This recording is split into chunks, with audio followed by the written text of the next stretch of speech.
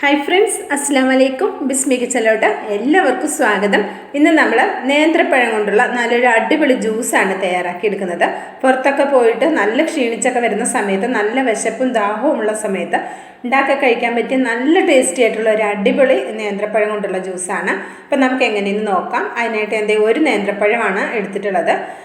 ഇതിലേക്ക് നമുക്ക് ആ നേന്ത്രപ്പഴം ഒന്ന് മിക്സിയുടെ ജാറിലേക്കൊന്ന് കട്ട് ചെയ്ത് ചേർത്ത് കൊടുക്കാം. വളരെ സിമ്പിളായിട്ട് ചെയ്തെടുക്കാവുന്ന, നമ്മുടെ വീട്ടിലുള്ള ചേരുവകൾ മാത്രം വെച്ചിട്ട് ചെയ്തെടുക്കാവുന്ന നല്ല ടേസ്റ്റി ആയിട്ടുള്ള ഒരു ജ്യൂസാണ് കേട്ടോ.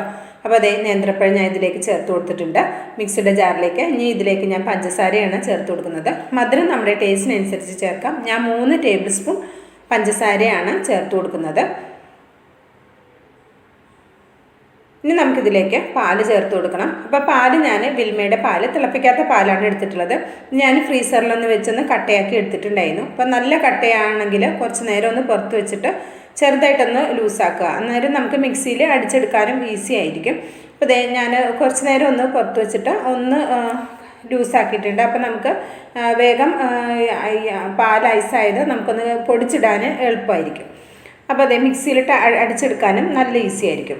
അപ്പോൾ ഇതൊന്ന് കട്ട് ചെയ്തെടുത്തിട്ട് നമുക്ക് അത് അങ്ങനെ തന്നെ ചേർത്ത് കൊടുക്കാം. കണ്ടോ? അപ്പോൾ ഈ ഒരു പരുവത്തിലാണെങ്കിൽ നമുക്ക് മിക്സിയിൽ അടിച്ചെടുക്കാനും ഒരു ബുദ്ധിമുട്ടും ഉണ്ടാവില്ല കേട്ടോ.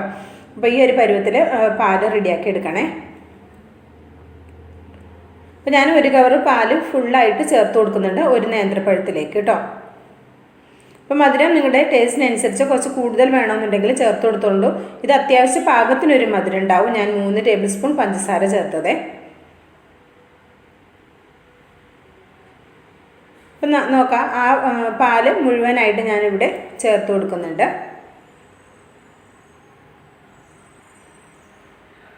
ഞാൻ ഇതിലേക്ക് ചേർത്ത് കൊടുക്കുന്നത് ബൂസ്റ്റിൻ്റെ പൊടിയാണ്. ഇതിൽ നിന്ന് 1 ടേബിൾ സ്പൂൺ മാത്രമേ ചേർത്ത് കൊടുക്കുന്നുള്ളൂ കേട്ടോ. അപ്പോൾ നമുക്കത് ഇതിൻ്റെ ഫ്ലേവർ കൂടുതൽ വേണമെന്നുണ്ടെങ്കിൽ ഒരു 2 ടേബിൾ സ്പൂണോ അല്ലെങ്കിൽ 5 രൂപയുടെ പാക്കറ്റ് മുഴുവനായും ചേർത്ത് കൊടുക്കാം. ഞാൻ 1 ടേബിൾ സ്പൂൺ മാത്രമേ ചേർക്കുന്നുള്ളൂ. ശരിക്കും ഒരു നേന്ത്രപ്പഴം 1 ലിറ്റർ പാലിനും 1 ടേബിൾ സ്പൂൺ ഇതേപോലെ ബൂസ്റ്റിൻ്റെ പൊടി ചേർത്ത് കഴിഞ്ഞാൽ ഒരു പ്രത്യേക ടേസ്റ്റാണ്. നല്ലൊരു അടിപൊളി ടേസ്റ്റാണ്. ഇത് നിങ്ങൾ ഒരു പ്രാവശ്യമെങ്കിലും ട്രൈ ചെയ്ത് നോക്കുമ്പോഴേ അതിൻ്റെ കാര്യം മനസ്സിലാകുള്ളൂ. അപ്പോൾ നമുക്കിതൊന്ന് അടിച്ചെടുക്കാം. അപ്പോൾ നോക്കാം, ഞാൻ നന്നായിട്ടൊന്ന് അടിച്ചെടുത്തിട്ടുണ്ട്. അപ്പോൾ ഞാനിതിൻ്റെ ആ ഒരു കൺസിസ്റ്റൻസി കാണിച്ചു തരാം. കണ്ടോ?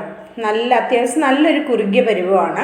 നമുക്ക് വേണമെങ്കിൽ സ്പൂൺ കൊണ്ട് കോരി കഴിക്കാം, അല്ലെങ്കിൽ പതുക്കെ ഇങ്ങനെ കുടിക്കാനും നല്ല ടേസ്റ്റിയാണ് കേട്ടോ.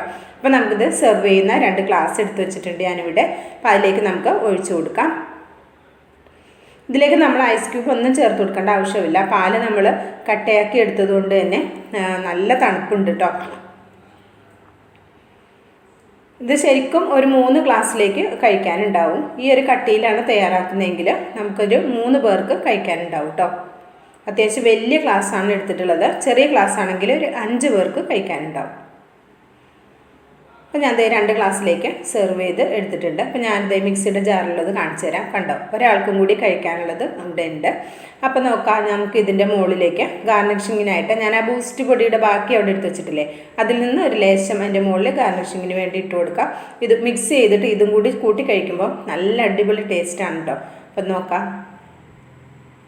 അപ്പോൾ ഇത്രേ ഉള്ളൂ കേട്ടോ. വളരെ ഈസി ആയിട്ട് നേന്ത്രപ്പഴവും പാലും ഒക്കെ നമ്മുടെ വീട്ടിലുണ്ടെങ്കിൽ വളരെ ഈസി ആയിട്ട് ചെയ്തെടുക്കാവുന്ന നല്ല ടേസ്റ്റി ആയിട്ടുള്ള ഒരു അടിപൊളി ജ്യൂസാണ്. അപ്പോൾ എല്ലാവരും ട്രൈ ചെയ്ത് നോക്കണം, അഭിപ്രായം അറിയിക്കണം, ലൈക്കും ചെയ്യണം.